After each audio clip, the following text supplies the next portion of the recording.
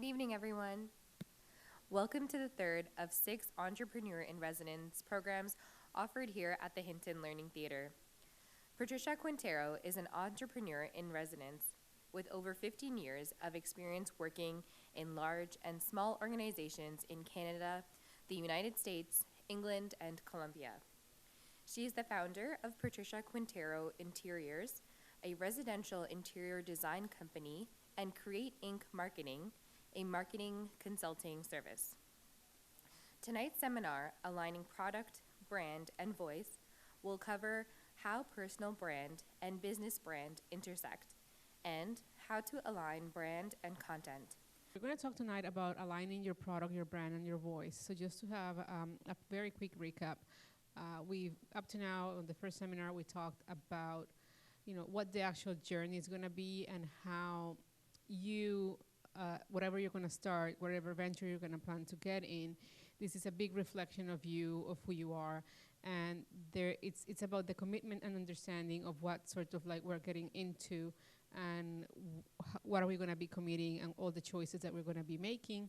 So this product or this venture, this enterprise that we're beginning, it's a reflection of ourselves. It's our values, it's our core, and it's what we want to go and vouch and fight for in the good times and in the bad times, because we talk about how challenging, there's the ups and the downs. So I'm going to start with the product. I want to move to the brand. And I want to move to the voice. I want to sort of be clear. We're sort of going to be talking top level. Each one of these topics, we could really spend hours and hours going through them. But my overall goal tonight is to give you a sense of how the messaging that we're going to be conveying to our customers and to our audience, it really needs to, it starts with the product. It starts with who we are. There's the element of, as I said, personal branding and how this reflects in what we're building or what we're putting together, and then how we're actually going to carry this message across throughout all the touch points that we're going to be presenting. So on the product side, I want to talk about what the product stands for, what the differentiators are, what the competition is doing, the value that we're bringing, and the market. So this is all different elements that are around our product offering that we really need to keep in mind when we're sort of go out and compete. So as a company, as I said, we really need to have a clear vision of who we are, what we stand for, what we're building, and what is the messaging and the promise that we're actually going to be giving to our customers. Everything that we have here is done internally. It's about us and about the product that we're selling. What is that? What are the features? What are the benefits? What are the attributes, the strength? What is our competitive advantage that we're what is it that we're bringing out there to our customers that differentiates us from the competition? That obviously, that differentiator allows us to deliver a customer experience that's very unique and particular to our offering.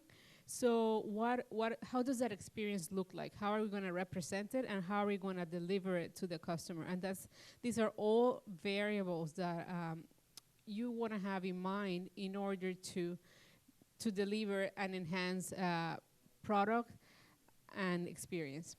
And then what are your core competencies? What is it that it's making that product special?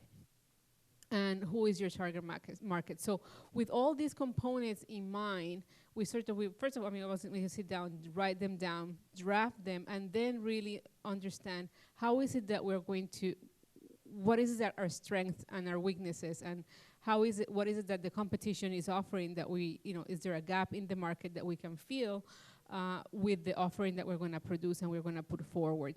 So these are all components and variables that we need to keep in mind. As I say, the product side is very internal. It's about what we're able and capable to deliver. But then we also need to analyze what surrounds us, what's external to our company. And that, we start with the competition. What is it that others in the same market are doing? What are we up against? What is it that they are doing that first of all, we want to make sure that we don't do it exactly the same. We don't want to be known as a follower in the leader of or the brand that is copying brand X, but we really want to understand what is it that also they're doing, good and bad, so we can work around that and build something that is stronger and not necessarily the same offering. And as I said, what is it that they are not offering that we can probably take advantage of? Is there a gap in the market that we can satisfy? Because product X can be built in a much better way and it's not happening. Or what is it that they're not serving a segment of the market that we might be able to satisfy? And then how does the competition create value? There must be something that they're doing that's good. If they have a good following, if they have they obviously have people that are buying their product. So what is it that they're doing that people like? And we want to really have an understanding, because there is an element of what that is something that customers are enjoying, they want to have, and we need to understand how are you actually going to deliver something that is similar or something that can actually give them a lot more. The other thing that we need to keep in mind is how is our product offering going to, we know that we need to analyze how is that going to be different, but then what is going to be the cost for our customers or for our target customers to switch to the offering that we're going to be having? Is there a switching cost that we need to be to keep in mind? And then also, how is the competition going to market? What routes are they using? Do they say directly to the customer? Do they go through a website? Do they have what is it that their process is, and how are they approaching customers? Can we do that in a better way? Or is there ways for us to build something like to go around it?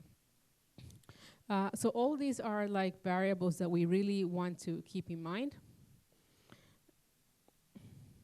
And then we have the concept of value. We deliver two types of value. We'll have the economic value, that is the dollar that we're bringing to the customer. How much is it that we are going to pay for our product? We talk, again, on the first seminar, we talk about creating value and capturing value. So what value are we going to create from an experience point of view that's going to really drive in towards our product? And then how are we going to capture the value, and what does value going to be? Are we able to price ourselves at a competitive price, or are we going to be able to, or are we going to price ourselves out of the market, or what pricing strategy are we going to be presenting? And as I said, the experience. What are we offering that it makes us so different and so special? It's not like your everyday ride. It's like a very special ride for regardless of the product that we're getting.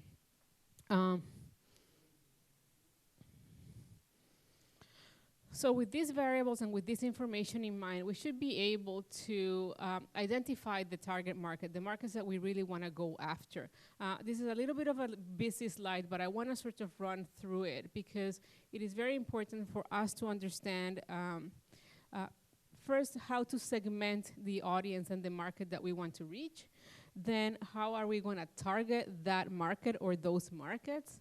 And then what strategies do we use to position ourselves? So in terms of the segmentation, we have our big market, and what we want to understand is how to divide that market into smaller groups.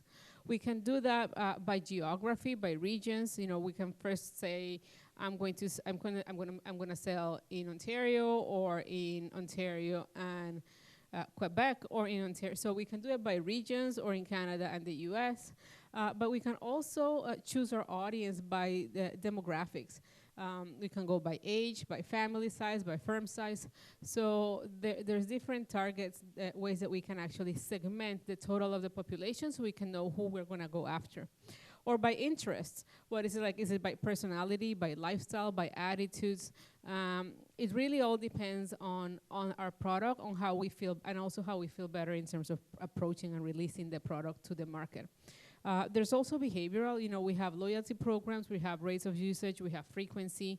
So we really need to keep these in mind. So when we want to start looking into the data, we will start looking into statistics or demographics or numbers. How are we actually going to to go after or after to segment the market as a whole. Then from these segments, we can actually choose, okay, I want to target now segment A and segment B. But so you can choose a few of these segments, but how are you going to choose this, which markets, which segment to target? So again, by company fit, like are my objectives in line with the objectives and the competencies of the consumers that I want to go after? You know, is there something that I'm offering that can actually satisfy the needs that they have? I mean, remember, what we're trying to do is match supply and demand. Like, you know, there is an interest out there, and we're starting a product or a company with a hypothesis that we can satisfy or fill this gap in the market. So is there a fit because we both have same interest? Is there an attractiveness because this market is an emerging market, it's a huge market, loads of potential, it's growing, people are willing to pay. So what is it that's attractive in that particular market that I want to go after? And then, you know, competition, going back to the context of competition. There could be, you know, there might be underserved segments of the market. So a lot of the companies that have disrupted many markets, many industries, they usually start by serving segments that feel that are underserved. Usually very large companies are going to focus on, I'll say, the average, your media type of client.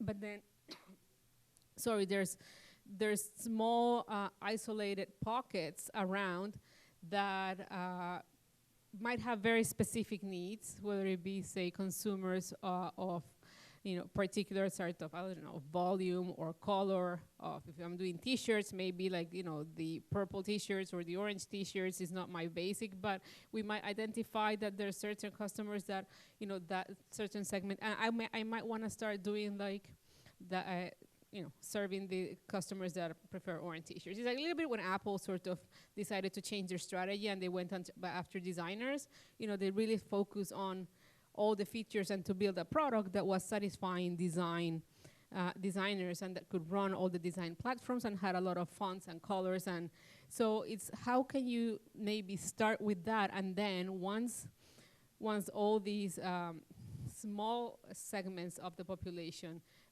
pick up and embrace your product, you can actually start going what we call mainstream, which is taking the majority of the customers out there. And then, again, there might be some strengths that I have that the competitors don't have, and I'm able to serve the clients in that way. So again, so we segment our overall population, then we decide who we're going to target. Then once we decide we have our targets in place, how am I going to position myself? I really need to have clarity, and basically positioning is all about implementing the targeting. How am I going to, what's the messaging that I'm going to go after? I really need to have, like, again, clarity as to what is the strength and the value that I'm offering, and how I'm going to offer it, and where am I going to offer it. And then we're going to guide the direction of our company in, like, deliver that message into the audience that we have selected. And how are we going to do it? We're going to deliver this message consistent over the 4 Ps, or I actually have a separate slide where we actually, today, originally it was the 4 Ps in marketing, which is price, product, promotion, and place. And this was back in the day when marketing was seen predominantly for product-based companies, but it's now expanded into 7 Ps, so I actually have a little bit of a more explanatory. So originally the marketing mix was product, price, promotion, and place, but then it's expanded to include people, process, and physical evidence, which really is all about the experience of my service. That is more for service-oriented companies. Since service has become like such a big, a big differentiator in the game out there. So service-oriented companies are now seeing with the same regard as companies that that produce actual physical products. So the most important thing is keep it clean, keep it clear, keep a consistent message throughout all these different touch points that our customers are going to have with our company, so we can position your product in the customer minds. So with this in mind, because we need to create that consistent messaging, because we need to create that consistent imaging and snippets of information that we're going to be deploying throughout all the different platforms, I'm going to now move to talk about the brand. So we ask a lot of the times, what exactly is the brand? A brand is, David Ogilvy, which is one of the fathers of advertising, he described it as the intangible sum of a product's attributes. It really is this here and there that we cannot really understand. Why do you buy these shoes or that bag or that car or a house in this location? I mean, it really depends. There's the sum of all these little parts, the quality, the packaging, the location, the experience that I get when I go to the store. So it's how do we encompass all of these within one same product and customer experience. So brands have many functions. The original, it really is to help the consumer navigate through so much option and so much choice that we have there. We really live, especially today, in a world that is packed with offering, with content, with stickers, with logo, with signage, everywhere. So having an identifiable brand is what's going to help our clients find us and identify. And the higher we are in their top of mind, the faster that's going to be for my target audience and consumer to find me, if it's in a big shelf, it's in a big store. So that's pretty much the first function of my brand. The second function is reassurance.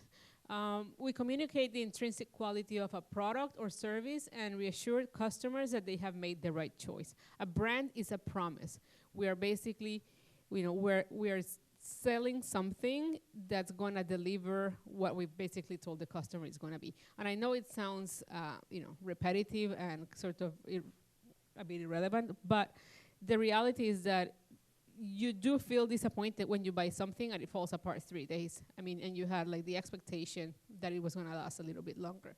So, there's certain brands that have been there for many long time. They have, you know what to expect. It's not necessarily today about the price. The days of competing on price are gone. We really now need to deliver and compete on a promise that we're going to deliver a certain level of service or certain level of customer experience. So we use the brand to reassure over and over that we are going to be delivering that in a consistent way.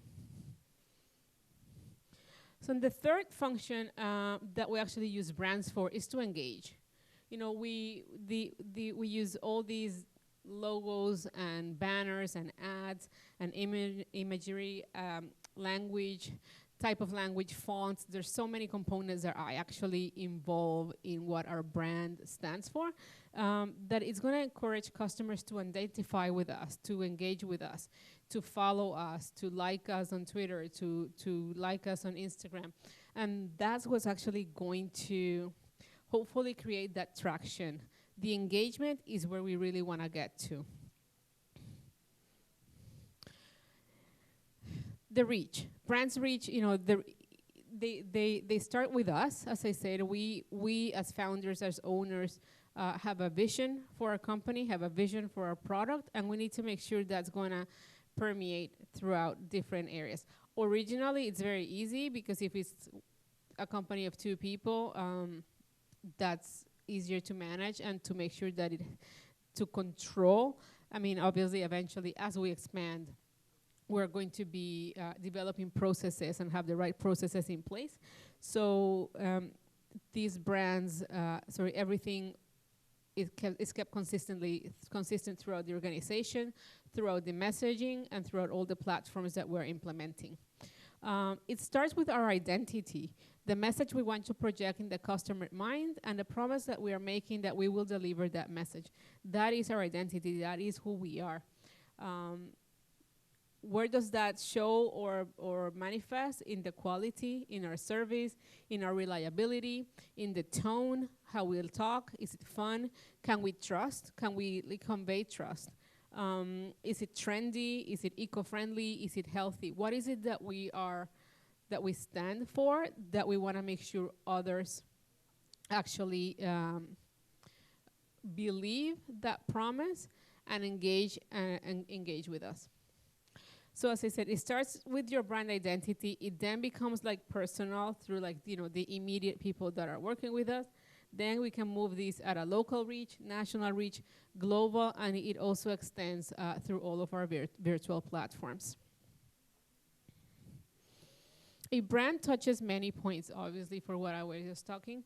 So we need to keep all of these, and there's obviously many more. This is just a few that we need to make sure we have clarity and consistently when we express our brand in all of these platforms. Whether it be your website, your apps, letterhead, social media, company cards, experiences, newsletters, speeches, voicemails, exhibits, presentations, proposals, emails. It is everywhere. And that's why I feel it's so important that no matter how little we are,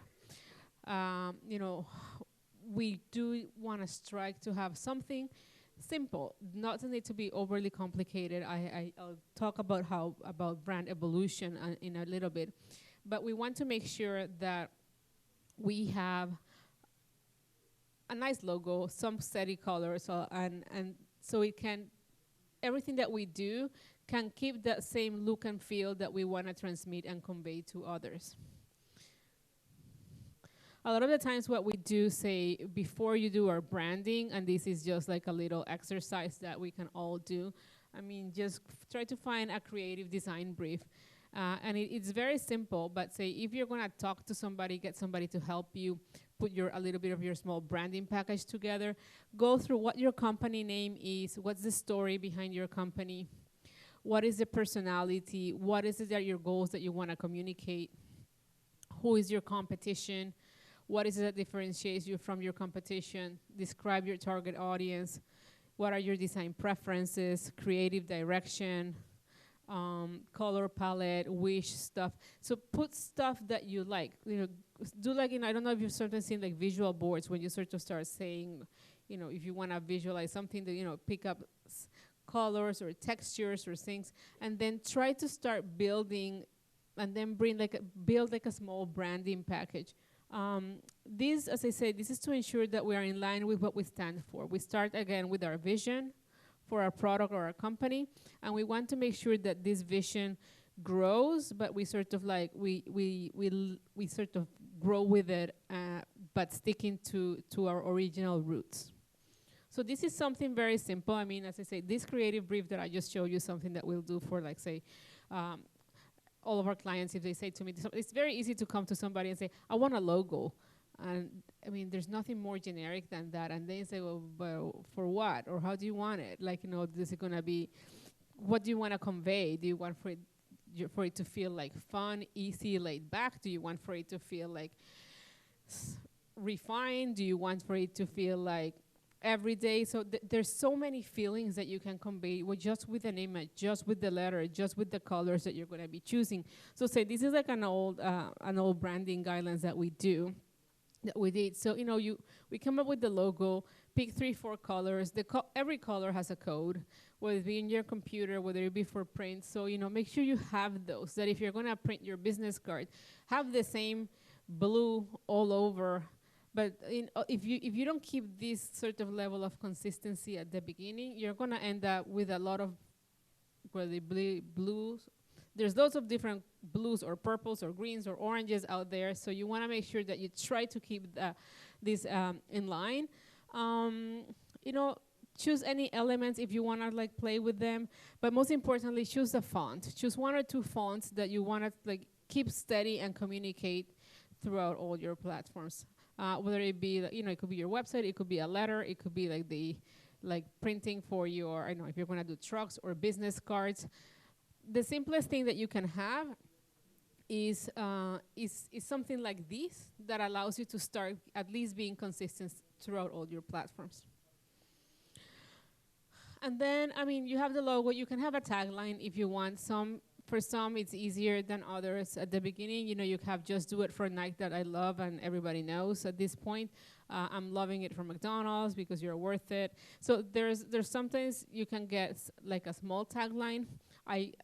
This is great. I also think and encourage, if you are like a very, very new company, don't go, make sure that hopefully you have something that's a little bit descriptive that helps people. If you're gonna, there's an element of education that you need to do for your clients. And if it's a product that's very new and nobody really knows you, like maybe state in a subtle way what exactly is it that you do. I was actually driving the other day through a big street, and there was a beautiful billboard in like a bus shelter, and everything was nicely done. I had never heard of the company, and I had no clue. I left, and I had no clue exactly what they did. There was a website somewhere down there. I didn't have time, but I'm like, even from my top of mind, I remember perfectly the graphic images, the colors, and everything. There was no tagline, and I'm like, I've never heard of that company. I don't know what they do. So, keep that in mind also. Sometimes we want to be now very slick and minimalist, and I find that there's a little bit of an education component that we could do from the beginning. So, if all you have is, if you're working from home, you're trying to keep things very simple, I always suggest have some business cards that identify yourself, that look professional, and own your website. I cannot emphasize these enough. And I'm going to talk a little bit more about these later, but it's very easy to just open an Instagram account or a Facebook account and just start posting your pictures right there. Keep in mind that you're not building traffic. I mean, it's traffic, and it's a platform that you cannot control down the road.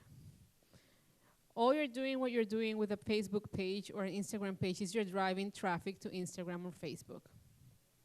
And the day they change, and most importantly, actually, and what these big platforms today want is for you to pay so they can drive the traffic to your page. So you definitely want, all you have and all you want to do is own that traffic. And you really want to make sure that at least if you're putting all the efforts to drive people to a site, if you don't have a physical store and you're going to go through the efforts to drive them to a platform, at least make sure that you can control that platform. And that's what your website actually is going to allow you to. And I'll talk a little bit about analytics and all this stuff, but we'll get to digital, but yeah, definitely that's something that you want to do. And as I said before, you don't have to go and hire the most expensive designer or the most expensive graphic. Brands evolve. Like, whatever you do today is going to get changed and tweaked, and you can adjust it. And, you are going to find once you're starting your business that after 3 to 6 months, you really, the learning curve is so steep that you're going to be able to know fast where you have to make tweaks and changes. But as I said, yeah, eventually for your branding, things change. Things allow yourself to start with something, get something up front that it's, I'll say, good enough to get you going, and then make the adjustments along the way. Don't get too hung on that. The most important thing is that don't leave your brand open to a variety of interpretations. This is what you can control. This is the messaging that you can control. Whatever you're putting out from your company to your potential clients or to your clients, it's what you own, and it's what you're able to control and manipulate. So make sure you take good ownership of it and embrace it and make the most out of it. And with these in mind, I'm going to move to voice, which basically is when I talk about the sales and the marketing funnel, lead generation campaigns, digital marketing, and content strategy. But our goal is to have a consistent voice throughout all our communication channels.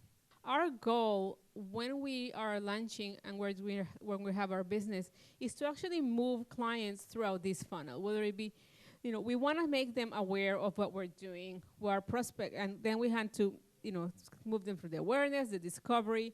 Then they're going to evaluate our product, see we're going to measure if they actually, it's a client that has an intent to purchase. And ideally, we want to make sure that they're going to purchase, and it's going to become a customer that's loyal to us, and it's going to be coming back for more business.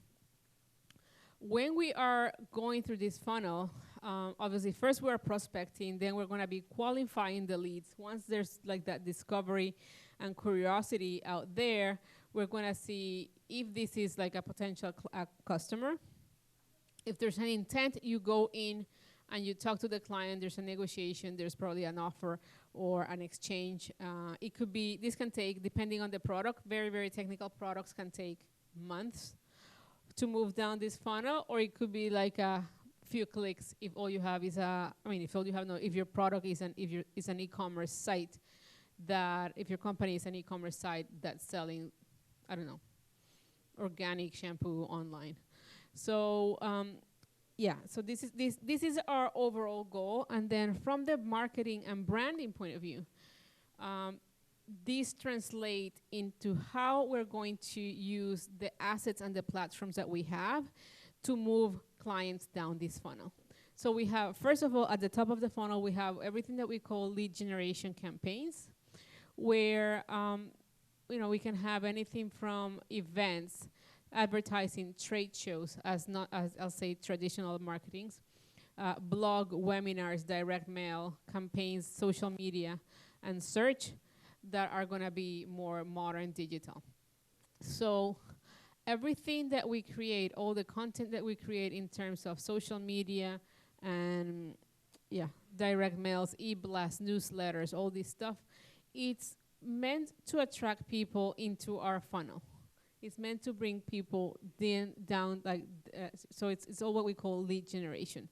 And that's why, if all you're doing, say, is Facebook, you really are not going to have control on a lot of that. You need to understand, and then, or even say, give them more how to, maybe if you're doing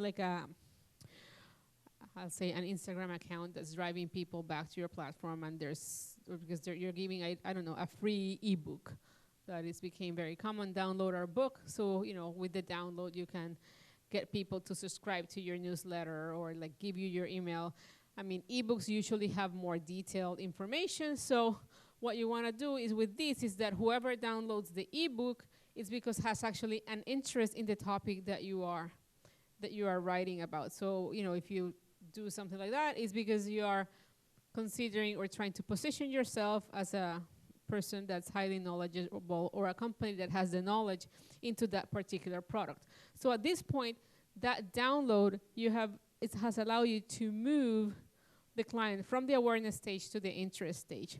That is where we generate some engagement, and at introduction, as I say, it's maybe you get the email of the person, then you download, you register. In order to download, you have to register and give your content. And then that allows you to have the person's email and establish a communication with them. You can go back, and then you can say, can we be of more interest? Is there anything else that we can do for you? And just your goal is always to keep moving people down this funnel with the content and with the platforms that you're able to use. And then you have product information and specials. As I say, you have automated email campaigns, case studies, free trials. Usually when you give clients to try the product, all this try it for free, as they say, here's more information, or they actually are requesting, say, spec sheets or more specific product information. That's a client, that's a lead that is actually considering or learning or educating themselves about our product. And we're going to want to be always feeding that lead or nurturing them so we can hopefully move them down to the intent stage where we actually are, say, moving into, let's do product demo or shopping carts or sales add-ons or all these extras that we get into a whole bunch of sites to be able to eventually close them as a purchase. So this is sort of the funnel that we're trying to do, and that's why, again, keeping our branding and our messaging consistent throughout all these different levels and stages is going to be very important for us in order to convert our clients. So I brought a few examples in terms of how do you actually plan and program and organize yourself for such a thing. I thought I really like this slide. It's from I'm a big fan of Smart Insight, a website that does a lot of digital marketing content. But then this is a bit of a content matrix. What do you want to achieve with the content that you're putting together? Do you want to educate your clients? Do you want to convince your clients? Do you want to inspire them, or do you want to entertain them?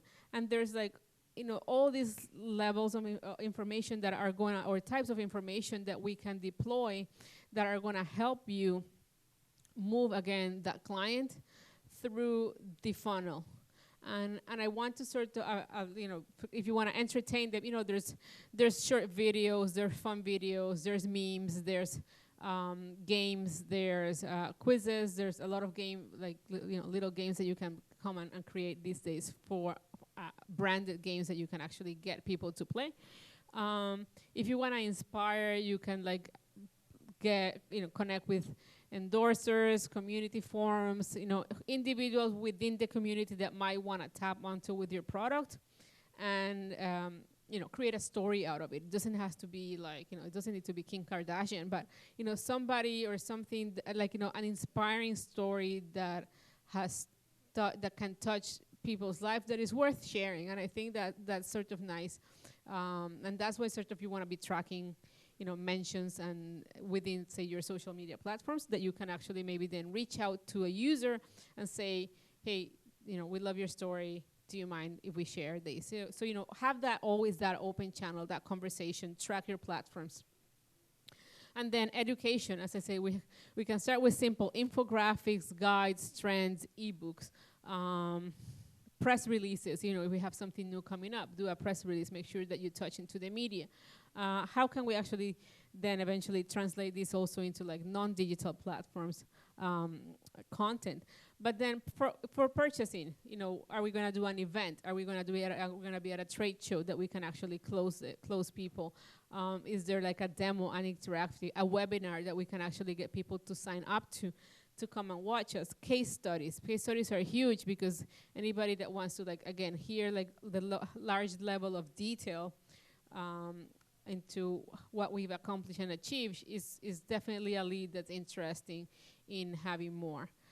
Data sheets, price guides, calculations, and I think I said webinars are all different types of content that are worth and relevant to consider creating and to sharing. We always plan what we want to do and what's happening out there. So always have whatever, most important thing. First of all, you don't want to be everywhere originally. I mean, if you have the resources, by all means, go ahead. But I always suggest choose 2 or 3 platforms that you want to be in, and make sure that you work those out really well. There's nothing more disappointing than to go to a Facebook page that's 10 years old or 3 years old and nothing has been posted, and you sort of feel you're just literally wasting your time. So choose 2 or 3 platforms that you want to participate with or engage with, or that make sure that they're suitable for your audience. I mean, I have a lot of B2B clients that have spent a lot of resources on Facebook, and when truth is they should be putting that energy on LinkedIn, but they don't have a LinkedIn page. And so really understand who your target audience is and what platforms do they participate and engage, and definitely go after those ones, rather than doing something that feels like you're going to be wasting your time. So yeah, this is an old calendar, but what do we want to do? Make a plan by the month. I mean, there's going to be events that are relevant for you for each particular month of the year. So what do you want to talk about? If it's, I don't know, let me see. If I have a bakery and this Christmas is Christmas cakes, Christmas is the summer, I might have more weddings. So, you do know what's happening. In Thanksgiving is a big day also, where you can maybe be featuring, I don't know, pumpkin pies. And so what are the months or the weeks that you can be featuring? Have a good database with all your with all your photography and assets. Be really organized, because you want to have some content that's sitting there that you can, I'll say, repurpose or or you can say have a weekend where you're doing just loads of baking and photo shooting, and then have a month worth of images that you can share.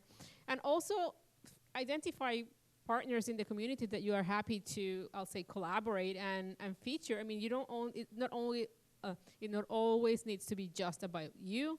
It can be about featuring others in the community that then you can tag, and then you can hopefully get featured in their platforms as well, and exchange, collaborate like that. So yeah, if you're doing Facebook, what's your cover photo? How often you're going to be changing it? How often you're going to be posting? If it's Instagram, same things. If you're doing Twitter, some are going to need, for example, Twitter, you probably want to post a few times a day. Something like Facebook, you definitely don't want to do that necessarily. You can if you are very active and if you can see the traction. So identify, like, I'll say, your targets and measure everything. I'll get to measuring soon, but definitely know when you launch, how much you had, what your growth pattern is. The beauty about digital platforms is that everything is you can track and measure it. But yes, definitely get very organized. You can have a monthly schedule of what you want to talk and discuss, and you can definitely then have a weekly schedule where you can have your what you're going to be posting by day, by time, what location, if you eventually start having various locations, who do you want to tag, who's important, and all these. It's way easier to sit down one day of the week, have a big plan, take a platform. I have a slide where I refer to some of them, where you can plan and, let's say, schedule all your posts.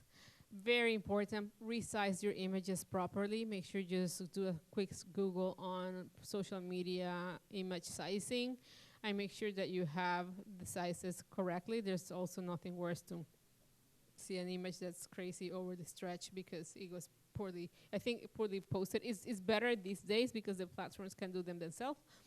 But I just wanted to share something like these. Same thing for if you're doing email marketing. I just want to, no, this is not what I want.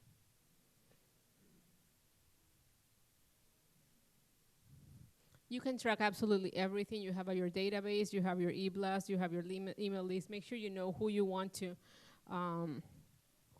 send. But I can see exactly when I send in all my emails for this particular campaign, who opened it, when did they open it, what works, what links are they looking. So there's an abundance of information in digital platforms that you're able to see, track, monitor, and tweak. I always say measure and modify and make the necessary adjustments. If you see times of the day, very important.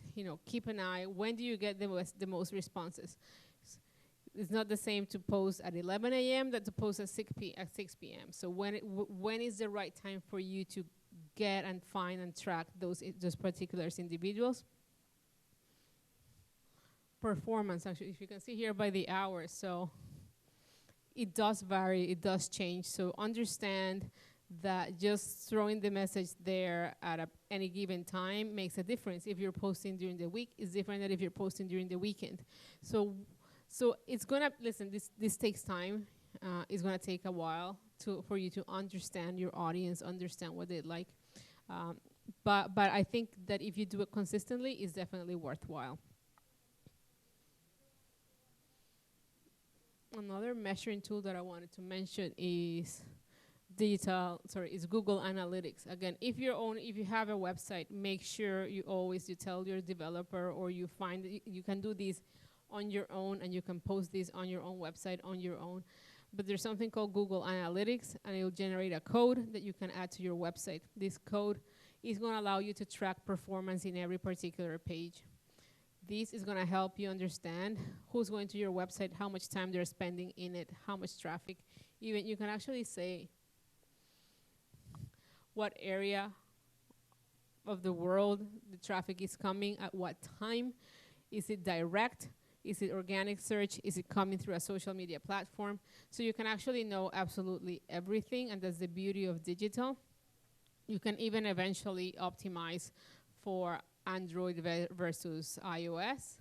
So this is like all very helpful information. This is like all the pages, what area, I mean, what particular page is the client actually accessing and coming through the website. So when you're doing advertising, when you're doing targeted campaigns for a specific website in the page, a specific page in the website, you are going to understand what the success rate of that is.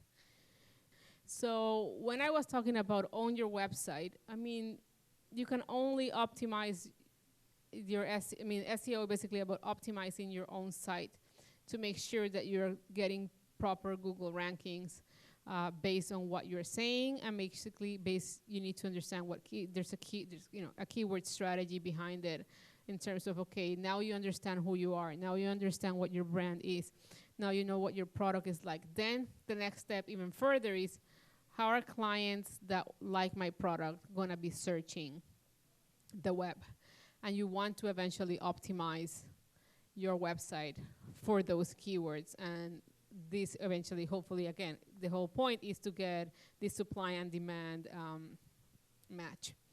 So by owning your website, that's why I strongly suggest you do. You can actually work on that. One of the biggest ways to optimize that, your blog, if you're writing or creating videos about that, about your product, or SEM, which basically is Google advertising, display advertising, which is targeting the specific keywords that, as you say, people will be trying to use to find you. That takes a little bit more resources, but there's a lot that you can actually do on your own. If you have your own site, if you have your own blog, and you can, without really spending money up front. Social media planning tools, as I say, there's a lot of them. So Sprout Social, Later, Loomly, Hootsuite. I don't endorse anyone in particular. I just thought I'll share with you some names. Feel free to find the one that best suits your needs. But this is our tools. Twitter also has a free one that's TweetDeck, and you can actually just use them to schedule your posts, whether it be on a Monday or a Friday or a Sunday, and then automatically these platforms will post the day and time that you want. Email marketing, I love MailChimp. It integrates very well with other platforms like WordPress. Constant Contact, I know a lot of people that use it, very helpful. They now both allow you to do some CRM functionality, so really in terms of doing marketing automation, when you say click here and then you get these, so targeting and segmenting your data and your clients within the platforms. And then hopefully you have a CRM from the beginning. It doesn't need to be very overly complicated, or at least have well-organized client and contact information, because as you grow and data starts growing and you start having old files and folders here, there, and everywhere, it's going to be harder for you to keep things under control. In terms of the non-traditional marketing, non-digital marketing, we have trade shows, pop-up shops, direct mail, print advertising. You can still do a lot of flyers or billboards, or whether it be an A sign outside of a shop if you have a shop. Media articles and others. I always tell people digital is awesome. It's amazing. It offers you great tools in terms of data and insights. In the end of the day, people do business with people, and I think networking, it's priceless. I think a lot of these tools are of great value. Talking to your local, community magazine, getting featured, getting an article in that, it's probably going to get you a lot more than 20 or 100 Facebook posts. So, you sort of need to understand where your audience is and what is it that they want. What is it that you have to offer that's going to, connect with the needs they have. Be timely, understand when's the right time. It's all about, You want to make sure you can deliver the right content, but at the right time, so you can engage with them, and then take advantage of relationships and networking. As I say, measure, measure, measure, and adjust. Um, Measure your results every step of the way. There are lots of ways, as I said, you can do awareness measuring, lead generation. You can do Facebook fans, mentions, referrals, branded search. You can measure traffic to your web. You can measure digital marketing. If you do an event, measure how many invites you sent out, how many people actually eventually showed up, how many responses you got, even if it's non-digital. If you spend an ad, if you print it in a magazine, okay, how many prints were they going to be? What are you actually getting? You need to be able to calculate the return on the investment that you're doing. Even if it's a free Facebook post, I mean, it's time that you're putting to create this content, and you want to make sure that you understand what is it that you're getting out of it. As I say, keep track of not only the cost in terms of money, but also the return in terms of the time, the return in terms of the investment, what publications or what posts actually people like the more. It might be sometimes better that you spend more time writing like long blog posts that you can eventually turn into an ebook if people like that type of content, if your audience, rather than say doing short snippets of information or memes, because they might not find those as exciting as they are. So in terms of key takeaways, every time you're in front of the customer is an opportunity to position your company in the customer's minds. So use it. Communicate a strong brand idea over and over and over. You need to really get that message in. Use every opportunity you have. Use every touch point that you have where your brand is present. Demonstrate your competitive advantage. Know your product. Know how strong you are and what areas are you stronger than the others. Identify your customer touch points. Where do they go? What do they do? Not only what are the touch points in your customer journey, if you have a store, if you have a website, if you have as I say, trucks, or if you're like at a market on the weekends, but also like where exactly, there might be like a third party places where your customers can actually find your product. So you want to make sure you have all of those in your radar and under control. Be consistent with frequency, branding, and tone. So make sure the brand, the colors, the font, everything, it's always consistent. Why? Because you want to make sure that eventually people start identifying you and know who you are just by looking at your brand. Frequency, as I said, if you're going to commit to something, make sure that you do it over and over. You don't want to do something and then disappear and then come back 3-4 months later and then show up again. So it's sort of a bit disappointing. Tone. This is very in line with who you are as a company. Make sure the tone is sort of very similar. If you are a brand that's about being playful and fun, make sure that sort of casual conversation feeling you deploy throughout all your means of communication. Choose only the platforms that you can manage. Don't overstretch yourself. You also have a business to run. There's a lot of other things that you need to keep in mind. And then make sure that you set your targets, measure, and adjust, as I say. It depends what type of branding. I mean, branding touches so many areas. I mean, you can go into just the design and the graphics area. You can go into the tone and the messaging. You can go into the copywriting. So it really will depend what area of branding, or you are going to touch into it if you're going to look into marketing. As I said here, this was like a very high-level crash course on it, but how it actually one thing connects with the other. But there's, I can, if you want, I can go do a little quick search before I leave, and if you don't mind waiting a little bit, I can maybe give you some ideas. I just don't remember a lot of the authors from the top of my mind. Any other questions? Sure. Do you want to speak up, or do you want me to bring you the mic? Hi.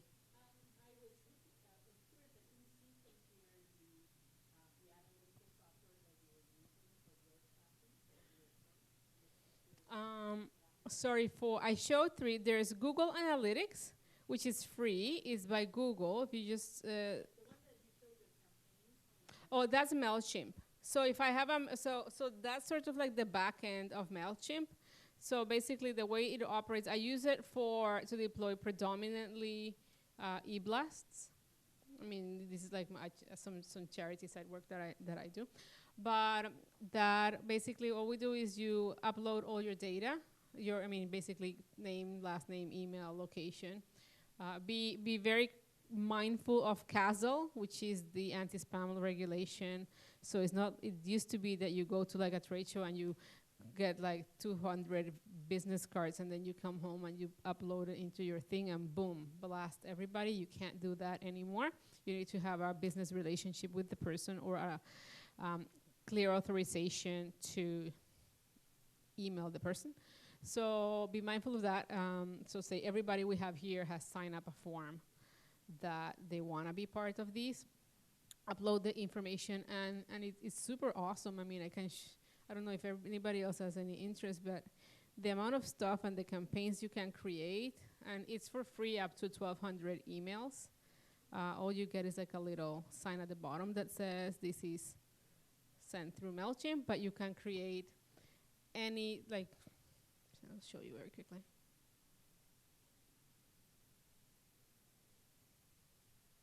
I'll show you here. So if I'm going to create a campaign, I can do like an email, I can create an ad, a landing page to add to my website, do social, and you can do some social posts. Some features you actually have to pay for. All I do here usually is like an email. So I say test. I add my email address and what the subject line is going to be, what the content, and then when it comes to the content, I can design my email. And you can choose any layout you have. And even though once you have, there's themes here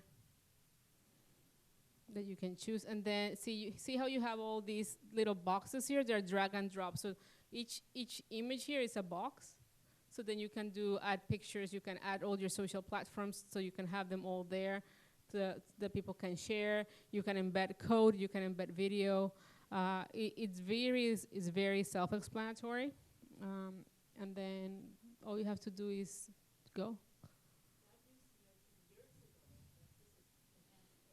It's been grown a lot. Now they also do marketing automation. It's grown a lot, but yeah, you want to make sure you have clean data. That's the most important. If you have very old email addresses, I really warn you not to just throw them in there, because if you get a massive bounce back of emails, your account can be suspended for like a week or so, and then they have to until you can actually clean the data. So having clean data these days is really powerful, and that's where you really want to go. So I don't know if it works for me.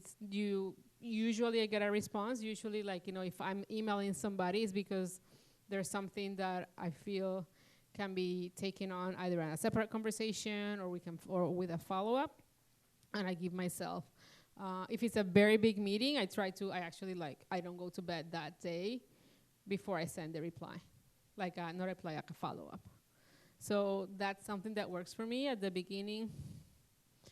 At the beginning, you're gonna find it not always works, but it's the same as when you used to do the cold calling. I find that there's like two different type of there's a lot of networking. There's like meetups and event groups that are out there, but there's also like more formal networking organizations that you might want to connect.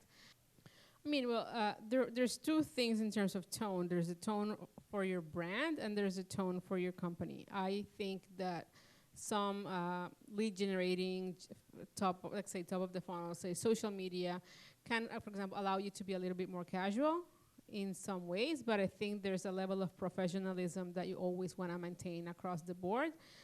There's a type of language or tone that, as a brand, you probably are going to, I'll say, allow yourself to. Some brands, especially if it's like a very technical or say healthcare space related, you need to really have a clear understanding of what space you move yourself in and who is on the other side of the channel. If you have a, I don't know, again, my bakery example, you can be relatively easy and have fun, and it's all playful because it's, I don't know, kids' birthday parties or Thanksgiving if it's cozy and family. So you can have that, but if you're selling like a very sophisticated technical product, you really need to make sure that you are conveying that trust in the language that you're using. Definitely like an email or something that's like like a little bit of a more, like say, more serious platform where you're really meaning business, and it's more like in the conversion stage, or in the like you want to address it in a very professional way. You know what? That's a lot of database searching. So demographic, psychographic, like behavioral, like you want to sort of understand. You wanna know. There's something called the buyer's persona. I didn't want to get into that here, but once you identify, you want to understand who's your target client and how. You want to know everything about that. Like, how they create today in marketing, we create these fictional characters. This is Amy.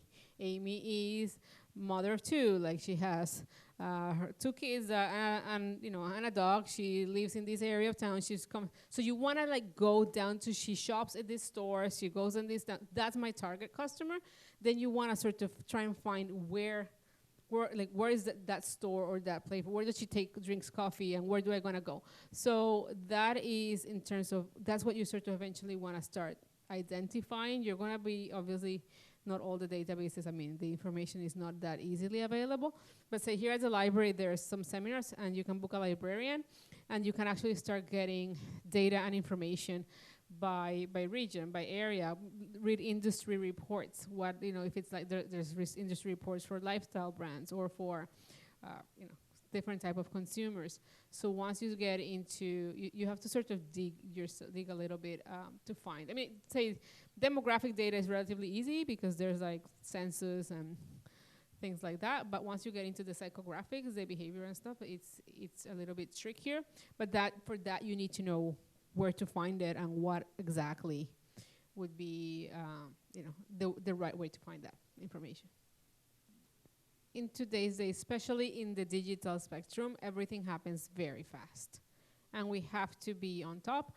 However, I'm going to say, you as I say, you have a life to live, you have a business to run, and you cannot, if you have, eventually, as you have resources around you, you want to do more of that, spend probably more time responding and tackling and being on top of, I'll say, digital trends. There's what I was thinking when you originally said, I was thinking more market trends from the product point of view, that you obviously, if you are in the industry of, I don't know, selling organic face creams or fashion, for example, perfect example, where you have to be like on the ball in terms of what product, what you're delivering to your clients. It has to be, you live on trends, and that's the cycle that you have to produce and adjust for. In terms of, I'll say, digital trends, for example, Twitter. There's always something trending on Twitter. If it's the Raptors won the championship, you probably want to. It's a fun time. You want to maybe say something and tap onto that trend so your content sort of picked up. So that's what something they call trend hijacking.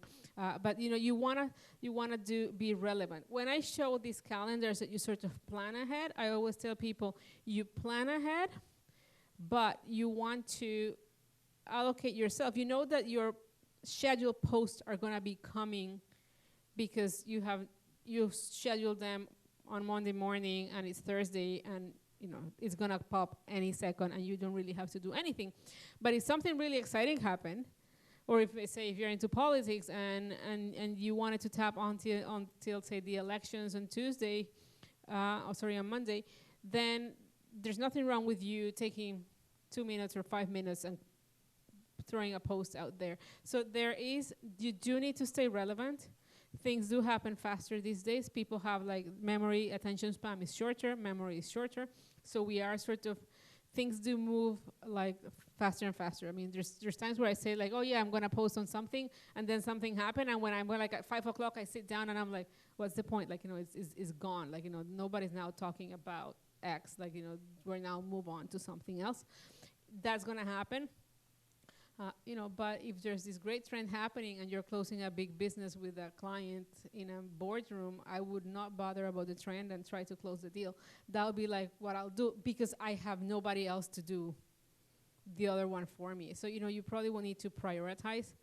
But in terms of your particular example, you definitely want to look professional and well prepared all the time. Anybody else? Okay, thank you very much.